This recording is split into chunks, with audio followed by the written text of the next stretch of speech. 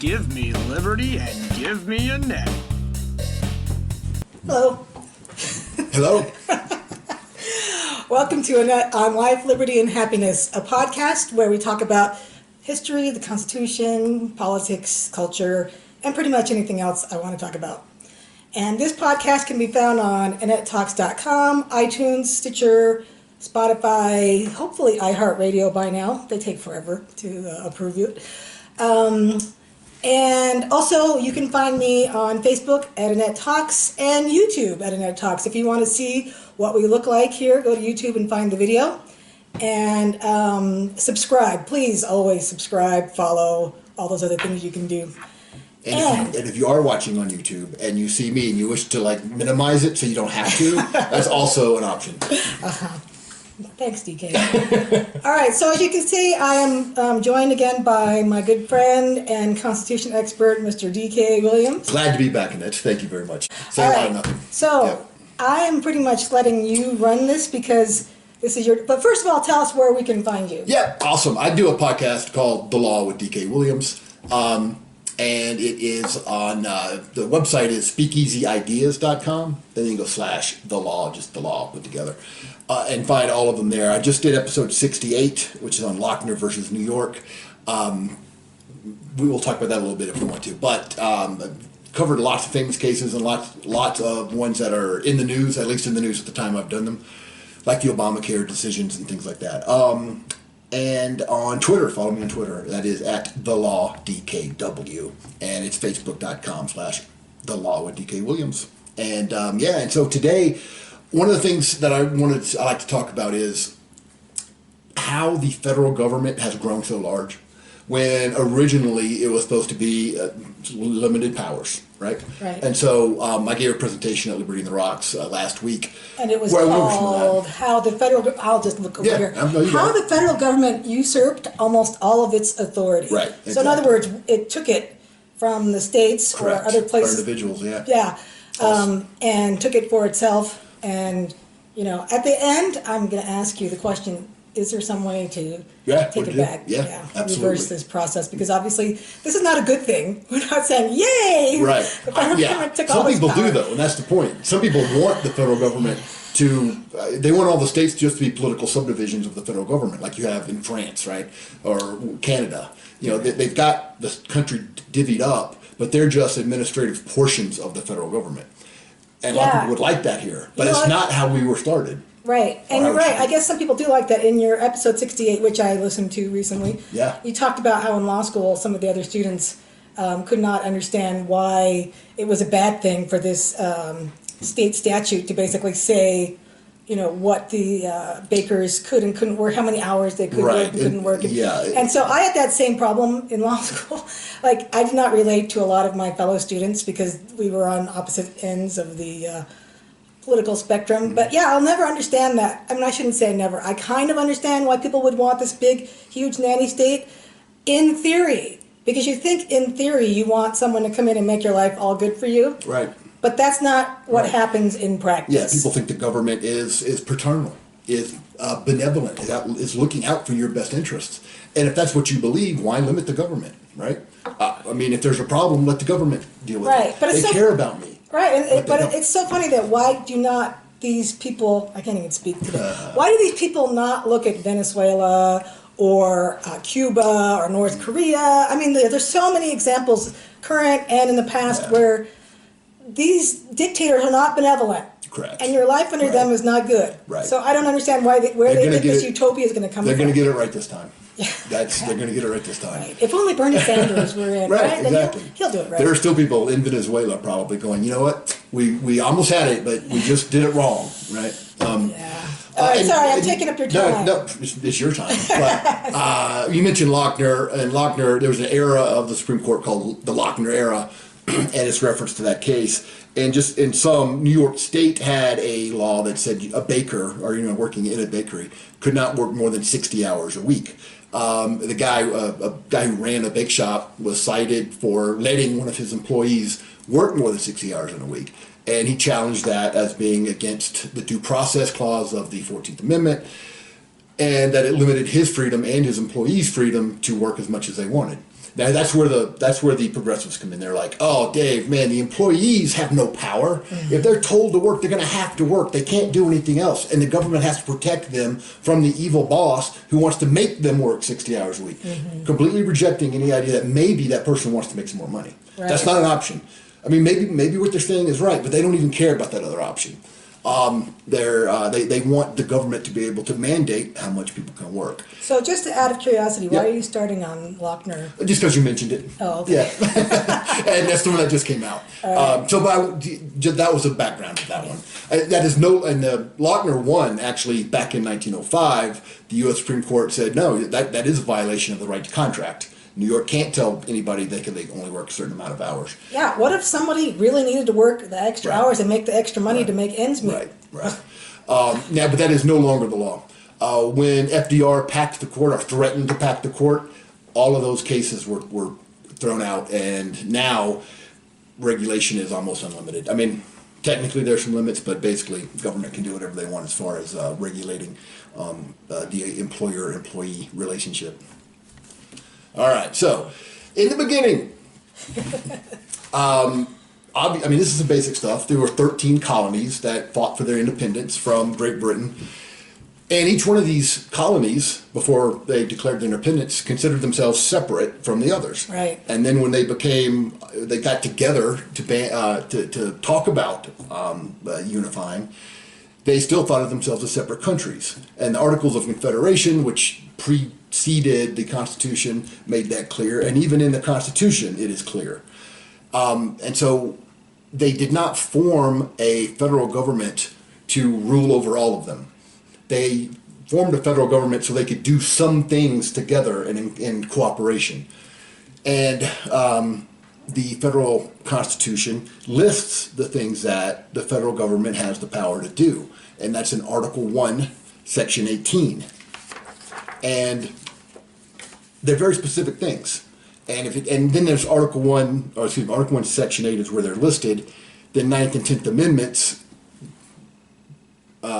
verify that, or they reiterate that. If it's not listed here, then the states have that authority, or the people have that authority. Are you saying the Constitution actually says the federal government is only supposed to do certain things? It does. It's right there. People can read it. Yeah, Wow. I know. It's pretty amazing, right? I don't think most people understand that or I know. realize that, Yep. especially the federal government. Yep.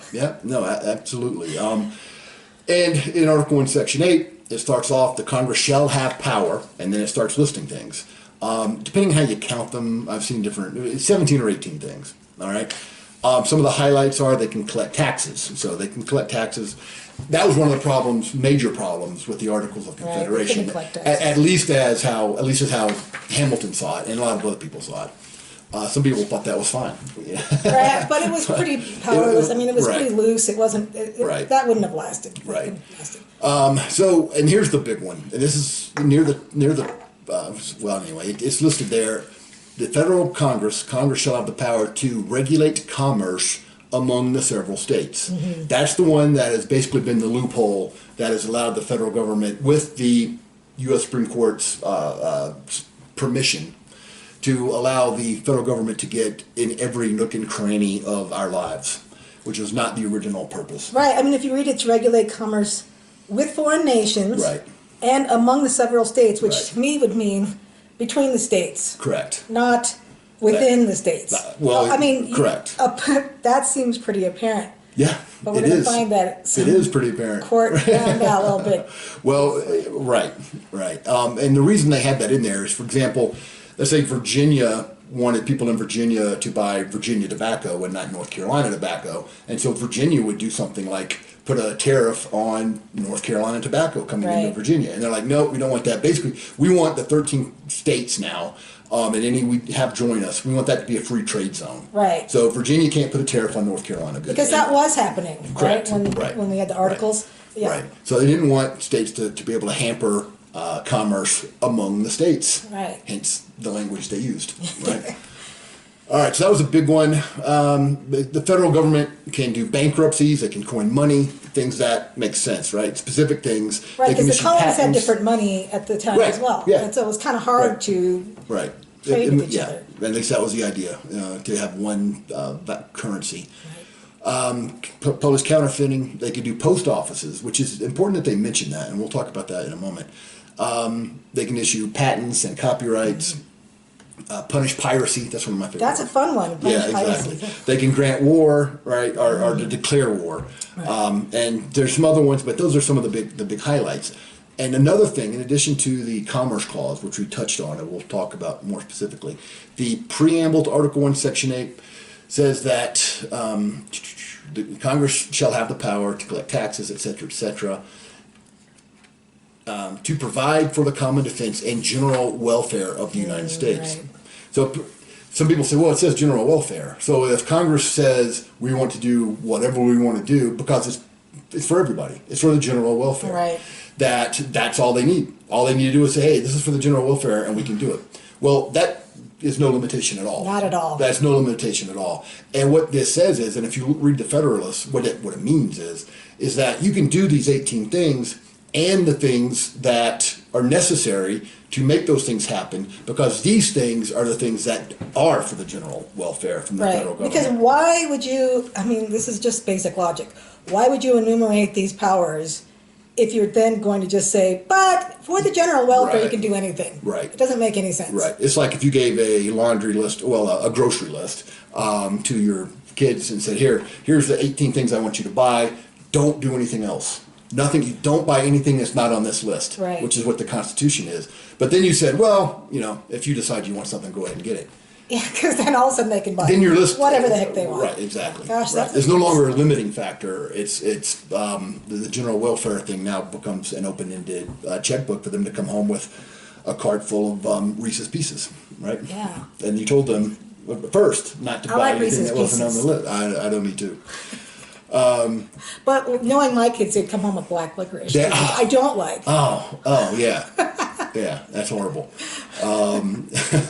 So that was the idea. And then in the Ninth Amendment it says the enumeration of certain rights shall not be construed to deny rights retained by the people. That's because in the Bill of Rights, which is what we call it, the first 10 amendments, it really should be called the Bill of Restrictions. Yes. Because it doesn't give you any rights. I mean, for example, it says Congress shall not infringe upon the freedom of speech. It's not saying you now have the right to free speech. It's not granting you the right to free speech. Right. It presupposes you have the right to free speech. And it says Congress shall make no law abridging that right. So it's not giving you rights. What it's doing is it's restricting the federal government from infringing on those rights. Yeah, I don't think that most people or a lot of people understand Right. that the whole concept of the Constitution and the fact that our founders said basically we have natural rights, Right. God-given rights. Basically, Correct. we already have all of these rights. Correct. And so you can't take those away. But what we're going to do is we're going to write this Constitution that basically says we know that governments like to take away what we already consider to be our natural rights. So we're going to put in writing the things that we're most concerned about. Right. And so if you look at, the First Amendment, they put all the Right. the most Religion, important rights speech, at the right. beginning that we thought, these are the things that we need to make sure we don't lose, because if we lose these, we're going to lose all the other ones. Because then, guess what? A Second Amendment, the right to bear arms to guarantee that we won't lose the First Amendment rights, speech, religion, press, assembly, and then what was the other one? There's the fifth one. All of those. Yeah. All of those. The right to petition the government for redresses. Yeah, exactly. Redresses. All right, anyway. So the Ninth Amendment says just because we've listed those doesn't mean they're not other ones. This is not an exhaustive list. Right. And then the 10th Amendment says the powers not delegated to the United States, which is the federal government, are reserved to the states. And So in other words, Yeah. okay, we listed out all the things. It's Right. called an enumerated list Right. of things that the federal government is supposed to do. Or Has is the allowed power to to do. do. Right. Right, allowed Right. to do. Right. They don't have to. And anything that's not in those enumerated powers goes to the states. Right. It Or says- to the people. Right, exactly. Right. So Huh, it's imagine pretty that. clear. It I mean, is. it is right there. It is pretty clear just reading the document itself. And if you read the surrounding documents like the Federalist Papers and other things, I mean, it is very clear the federal government was going to do certain things, and that's it. And that's it. Correct. And I don't think Yeah. most people realize that, No, honestly, no, or else we they wouldn't don't. be where we're at right now. No. Or they just don't care and or they they want want it it the that other way. way. Yeah, they want to ignore it. A lot of people want Yes. they want the federal government to have all this power and don't care about the Constitution. It's a roadblock to the imposition of what they want to happen. Right. That's something, would be really cool to see in the presidential debates. Mm-hmm. Someone actually ask questions about, so what do you think about the Constitution? Do you intend to uphold it? And let's give you a couple of questions about what does it mean to you? What does the 10th Amendment mean to you? Right. It would be really interesting to, instead of, how much free stuff would you give to all the Right. people? Because that seems to be the most questions that we get right now. And I've got a couple examples. I'll mention them now. That when George W. Bush signed the McCain-Feingold Act, he had a signing statement with it, and he says, "I have doubts about the constitutionality of this document, of this statute, but I'm going to let the courts worry about it." I mean, he said it in more polite words, but that was the gist of it. I have doubts about this being constitutional. I'm going to let the courts worry about it. That's an abdication of his responsibility. Yeah. All three branches are supposed to be concerned about constitutional authority and what they can and cannot do. And then the other example of that is when Obamacare was being debated, the Affordable Care Act, a reporter asked Nancy Pelosi exactly what you're talking about. What part of the Constitution authorizes Congress to make people buy health insurance? And what did she say? Are you serious? Yeah, well, she laughed and said, "Are you serious? Are you serious?" As if, why are you bringing up that dusty old document Right, like it has right. anything to do with us? Exactly, right. And that's the common result. It is. And their main argument on that was, and I did a podcast about this, was the Commerce Clause, like we were talking about. And they could do that, it's based on a Supreme Court decision that we'll get to, Wickard versus Filbert. I was just so thinking make sure that we do instead that of MAGA, we should have MCMA. Okay, it doesn't have the same What would that stand for? make the Constitution matter. Yeah, that's good. Absolutely. Absolutely. All right, so that's the basic idea. And then it didn't take long before that limited power concept started to be ignored. Yeah. McCullough versus Maryland, which is 1819, decision by the U.S. Supreme Court, famous case. And We all learned it in law school. Yeah, it's episode 3 of The Law with D.K. Williams. And in that case, Congress chartered a bank. And Maryland had their own banks, and they didn't like the federal bank. And so they tried to tax in essence, tax the second bank of the United States, that's what it was, out of existence. And the Maryland, it eventually got in the courts, and Maryland was like, first, you don't have the constitutional authority to make a bank, right? Because it's not listed. Banks are not listed among the things, 17 or 18 things listed.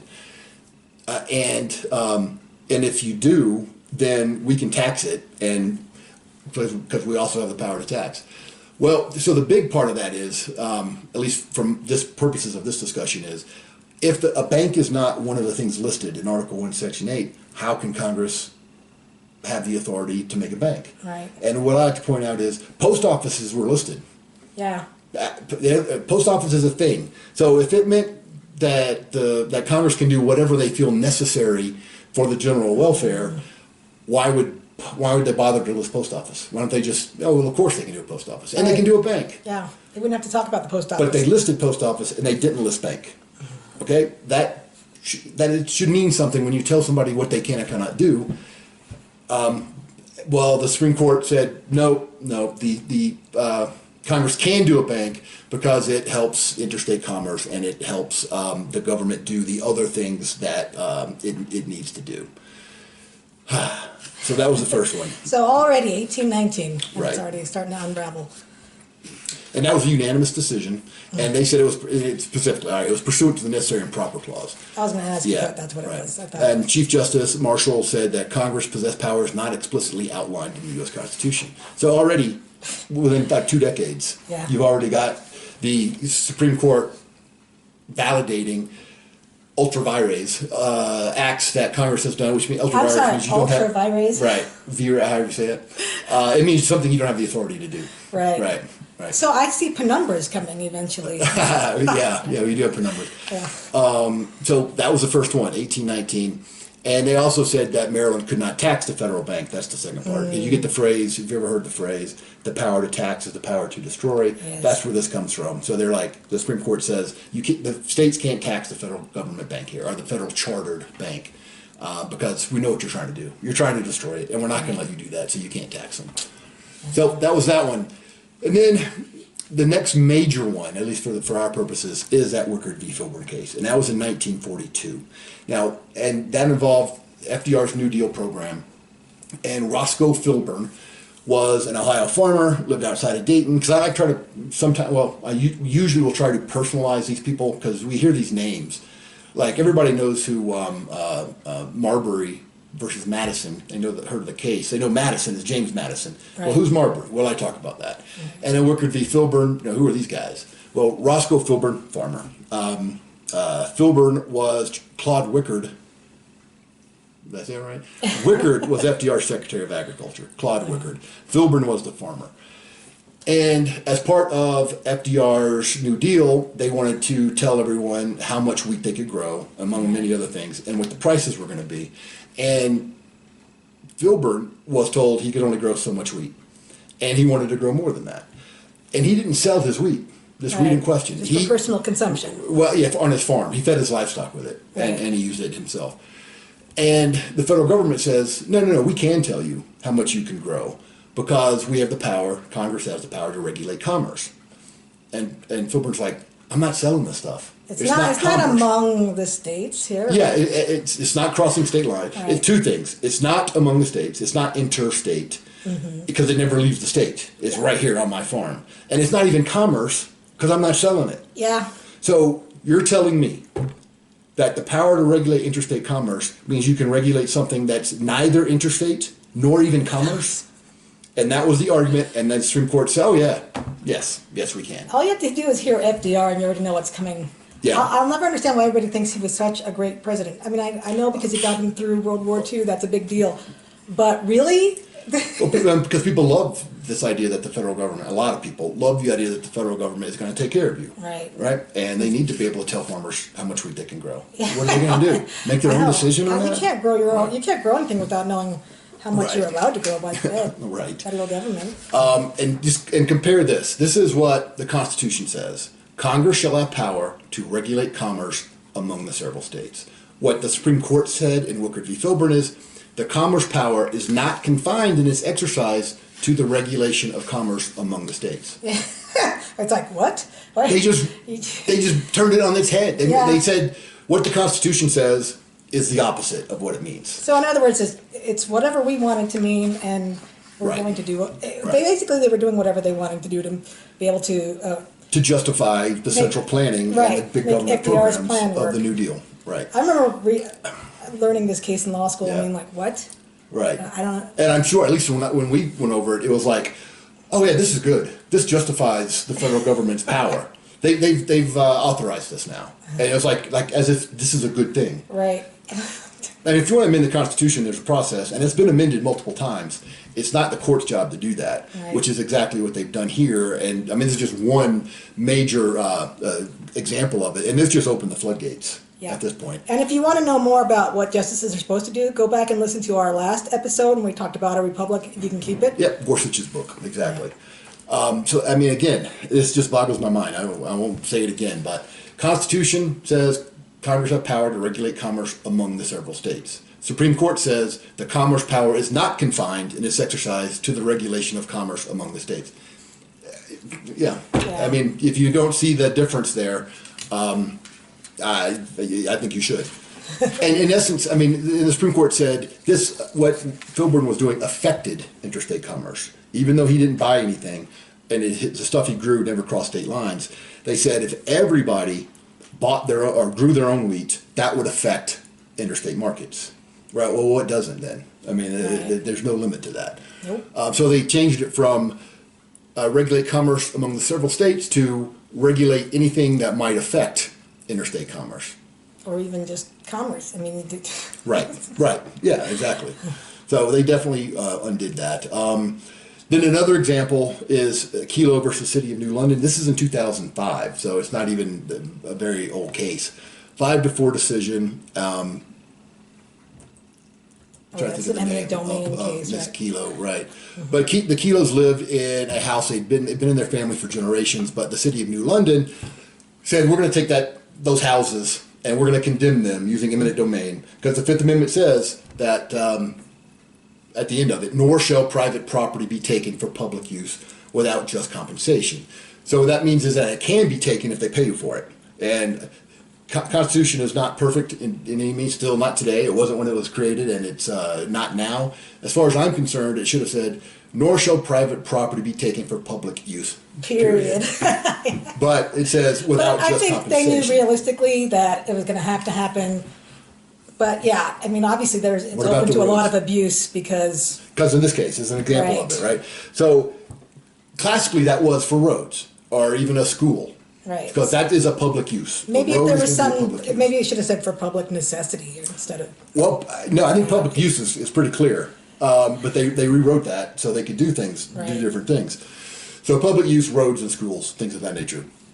But here in New London, the city of New London was saying that no, our public use is we're going to sell this to a commercial developer because offices and commercial uses will give us a higher tax rate on the property tax. We can tax them higher than we can people that just are living in their so houses. that's not, that public use being stretched to the point of Right.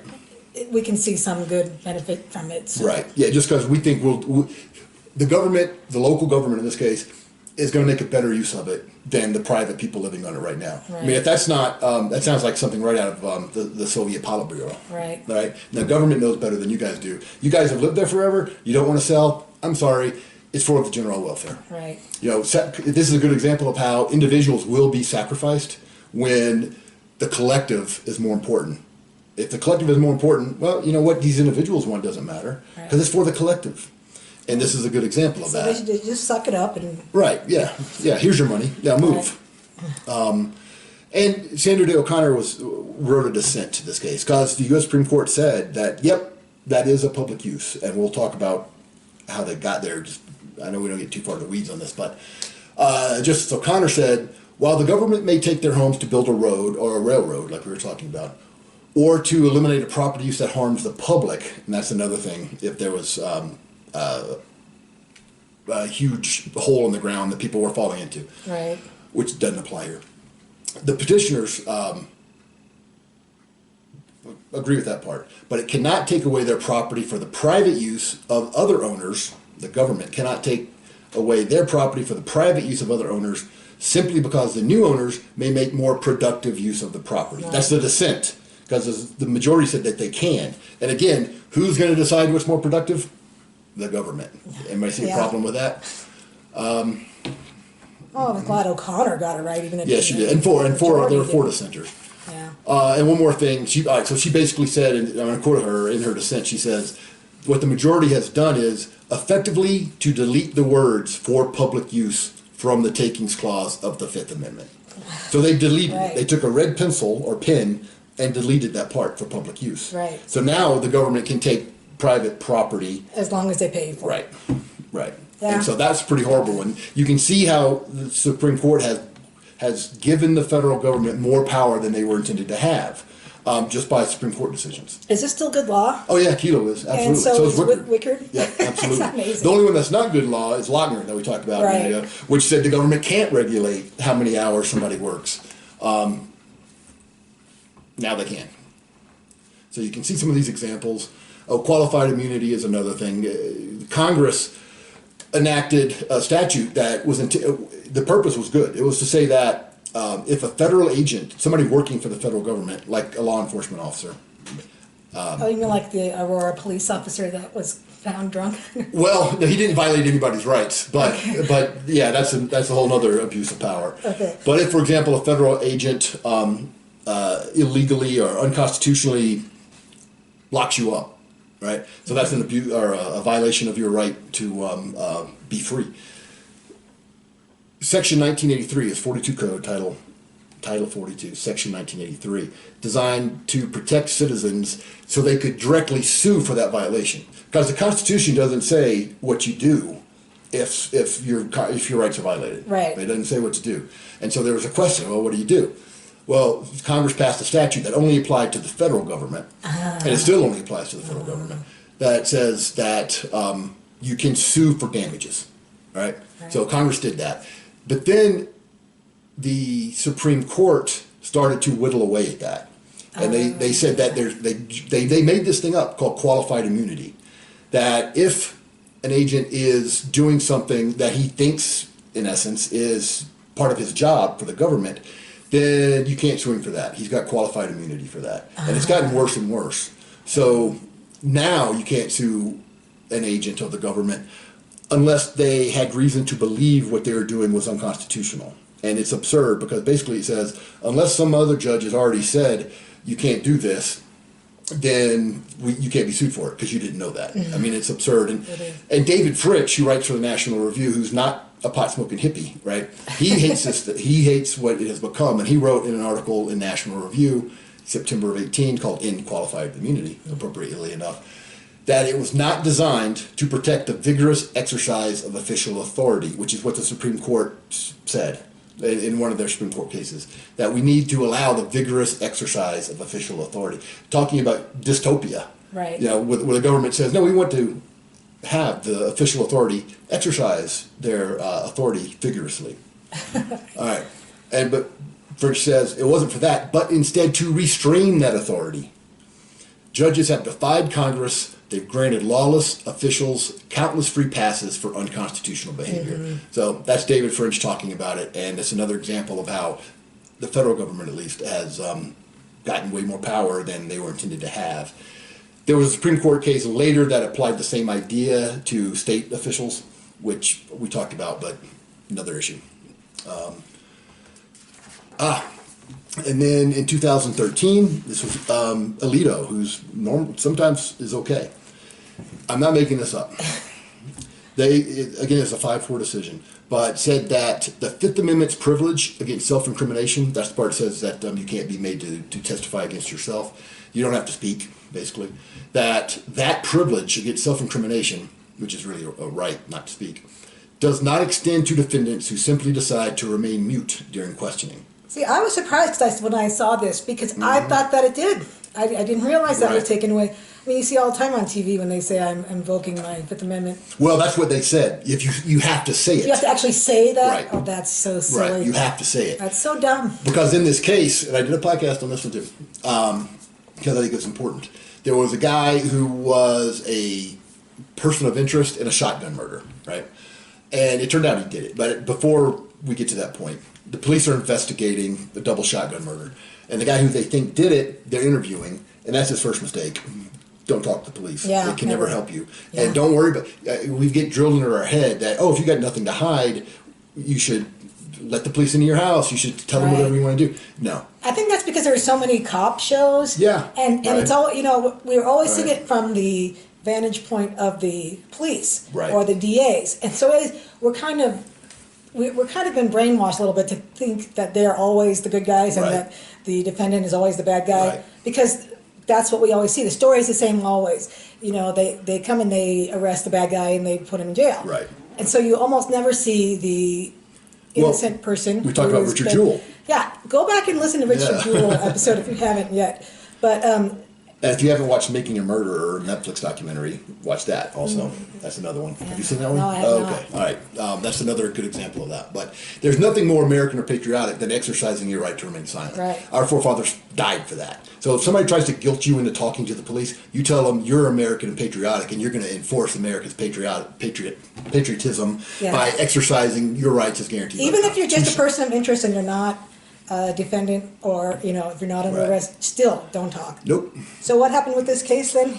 So this guy he was talking to the police, and then they finally got around to asking him about a shotgun and whether or not he owned one, and started asking about the actual crime, and that's when he shut up.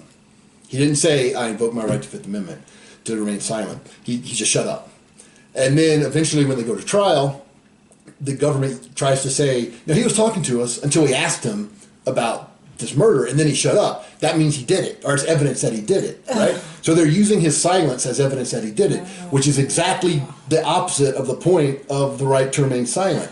Right. And the court said, this is, again, another amazing erosion of individual autonomy and rights. And So now you have to being given the actually federal government. say. You have to say it. You have to say, "I'm invoking That's my right to remain Alito, silent." that's really bad. And the other four. That's right. terrible. Yeah. And and good things to say. I mean, is to ask. If you're being asked questions, you can ask, "Am I being detained or am I free to go?" And if they detain you, now they've got to have probable cause that they can articulate. Most of the time, if they're just fishing for information, they'll say, "Oh, you're not being detained." Or if they ever say, "May I look in your car?" That's when you say, "No, I'm sorry, officer." And always be polite, right? Yes. Say, "No, I'm sorry, officer.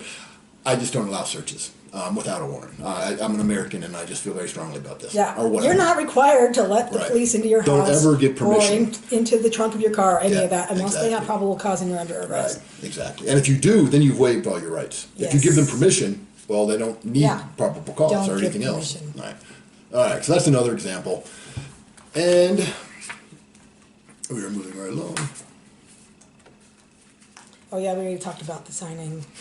Yeah, we talked about the signing. Okay. Yeah, when George Bush said, "I don't think this is constitutional, but I'm going to let the courts sort Never it out." signed it. That's an abdication of his responsibility. Same thing with Pelosi. It's an abdication of their responsibility. They should have an idea of which of the enumerated powers gives them authority to do whatever they want Yeah, to do. and so when Pelosi says, "Are you serious? Are Yeah. you serious?" That should have been an indication to her constituents to not vote this lady in again. Well, but they love that. They don't care. Yeah, and they they get don't. what they want. You're right. They want that. Amazing. And then we go to the idea of nullification and interposition. Oh, and one thing I didn't talk about earlier was the Alien and Sedition Acts, which, among many other things, said that you could be put to jail for criticizing government officials, the Right. president. This was John in essence. Adams. John Adams signed it, right? And, Did you see and that? Congress was controlled by the Federalists, which were Adams' party. That's like his one mistake. Yeah. I love John Adams Right. except for that. Right, exactly. Yeah. And so just about a decade after they passed the Bill of Restrictions, The more Bill of commonly Rights, known as the right. Bill of Rights, which said you have the right to free speech, and the government may not infringe upon that right. Now they're saying we're going to infringe on that right. Yeah. Just a less than 2 decades later, Right. a lot of the same people were involved in this, and Jefferson and Madison very much opposed this. They were not Federalists. And they each wrote one. One was the Virginia Resolution, and one was the Kentucky Resolution of 1798. Basically, and they were passed by Kentucky and by Virginia. And basically, what it said was, we're not going to help you guys enforce this Alien and Sedition Act because it's clearly unconstitutional. And I don't care what you guys, Kentucky, for example, say. I don't care what Congress says. They might say it's constitutional. Yeah, it's not. And I don't care what the Supreme Court says. It's not. It's not constitutional. Therefore, we are going to nullify that statute. And of course, they were right. It wasn't constitutional. And when Jefferson eventually beat Adams, in part because of this type of argument, he let everybody out that had been convicted of that, and if they had to pay a fine or whatever, he gave it back to them. So the Supreme Court never ruled on that, but hopefully they would have gotten that one right. Yeah. you think. And That makes me wonder why more states don't do that now. right, because it's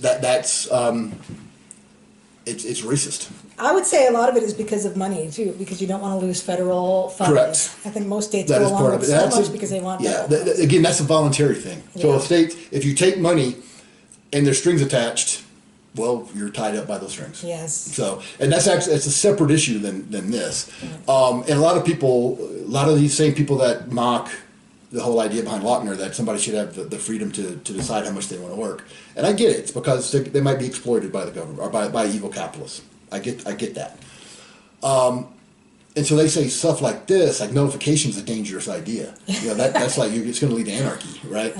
Well, Thomas Jefferson and Madison came up with the idea because the government wanted to put people in jail for criticizing them. That's definitely the correct moral thing to do. Right. You've got, there's several examples of it, the fugitive slave laws. They were passed by Congress and upheld by the U.S. Supreme Court, where if an alleged slave made it to a free state, if somebody says, hey, I'm his owner, or I work for his owner, I'm chasing him down, that's our slave, the people there in that state, according to the the Fugitive Slave Act, had to turn this guy over. No process whatsoever. Just one guy says, that's my slave. Had to send him back. And there were states that refused to do that. There were Right. states that actively stopped the enforcement of that law. That is nullification.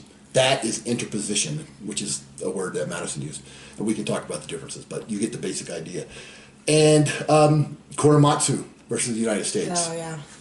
Have a case about, or a podcast about that one as well. That's when FDR decided to round up all the Americans of Japanese descent and put them in internment camps. Yeah. Right? And the Supreme Court said that was okay. That's amazing. Right? Really. So nullification is not some racist, rampant anarchy idea. It is about enforcing the Constitution from the state's perspective. And the states are the ones that put the Constitution together. And when the legislative branch passes something that's unconstitutional, where the executive says, well, I think it's unconstitutional, I'm going to sign it anyway. And then eventually if it gets to the U.S. Supreme Court and they go, yeah, this is constitutional, well, there's still one more place, and that's the states. And the states can say, no, it's not. It's not. Korematsu is not constitutional. We're not going to help you round up people of Japanese descent just because you said we should. We're not going to turn these slaves over just because you said we should. We're not going to arrest people because they've criticized the president. To me, the way that has become vilified by certain people that love the federal government is they've completely twisted it around. Mm-hmm. To me, it is a major way to stop tyranny. It's not a way to create it. Right. Right. So. Those are the ways to go about some things that states can do, and even right now, I mean, Colorado legalized marijuana. Mm-hmm. That, in essence, was nullifying the federal law. Right. I mean, they're saying we don't care what the federal law says. This is what we're going to do here. Now, the feds can still come in and enforce it, but at least Colorado's not helping them. They're not supposed to be helping them, right. And that's become more and more of a thing.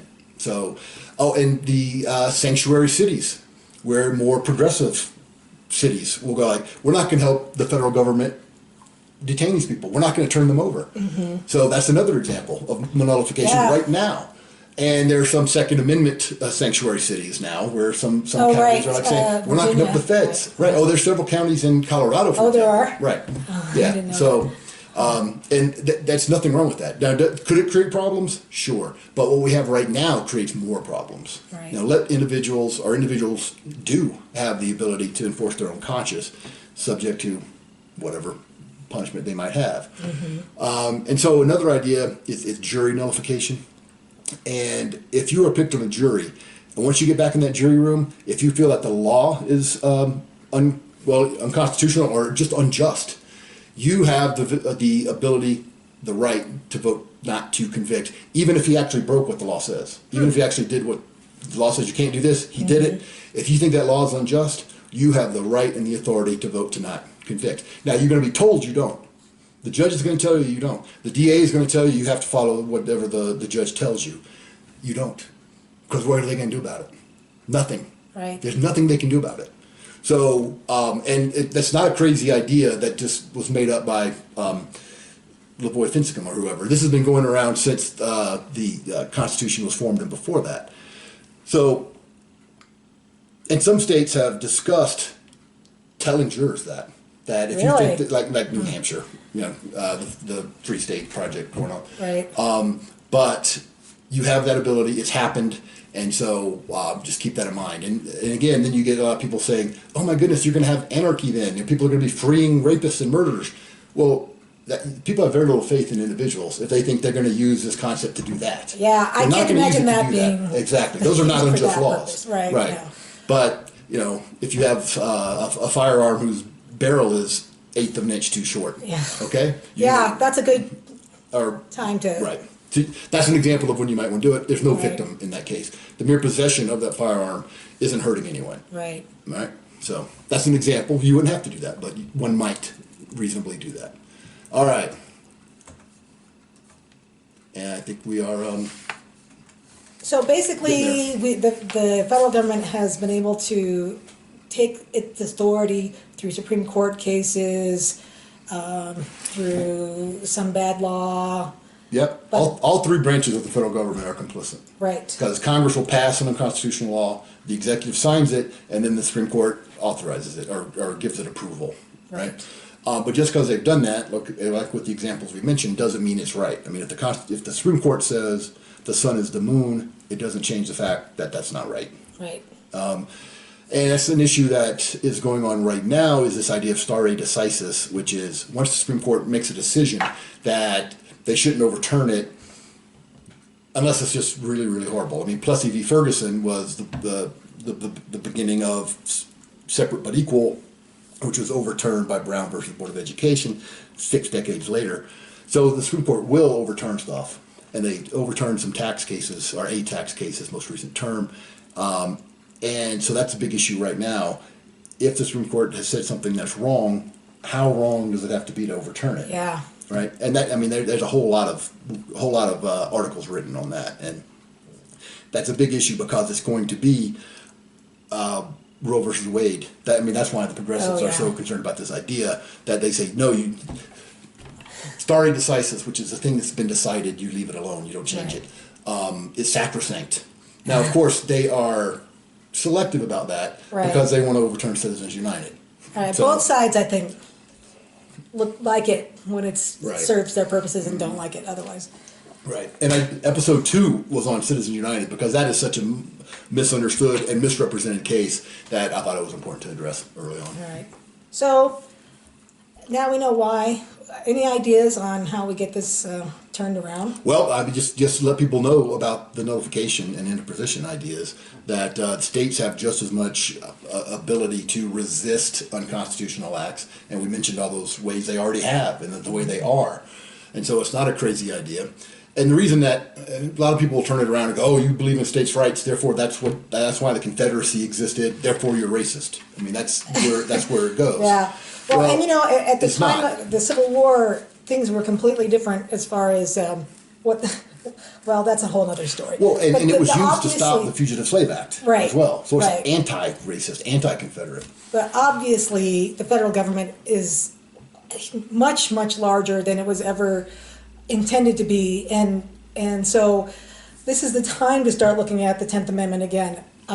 You know, so I see it as we've got two sides going on right now. You've got the big government side, obviously, like Bernie Sanders, Elizabeth Warren, and then you've got the other side, which is not really well represented by anyone that I can see. But as far as let's have more localized authority, more localized power, the smaller the government, the closer to the people, the better. And so it's time to figure out, for those of us who want to maintain our liberties, to try and turn that back around. And because the bigger, I mean, if you want to have to go to the federal government to know how much wheat to grow. Right. Or they're just going to tell you. Yeah, they're just going to tell you. And this isn't just a progressive issue either.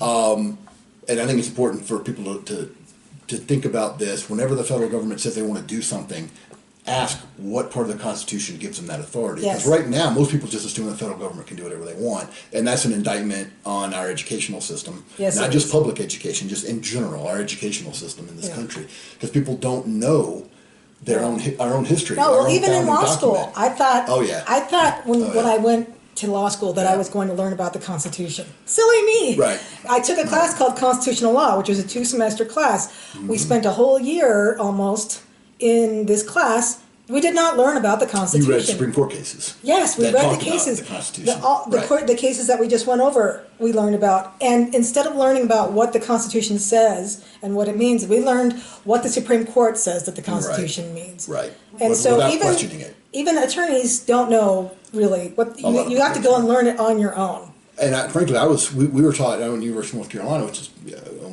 I'm glad I went there, it's good law school, but we had one class where it was basically, the whole idea was, how can we use the Constitution to mandate equal distribution of assets for everybody?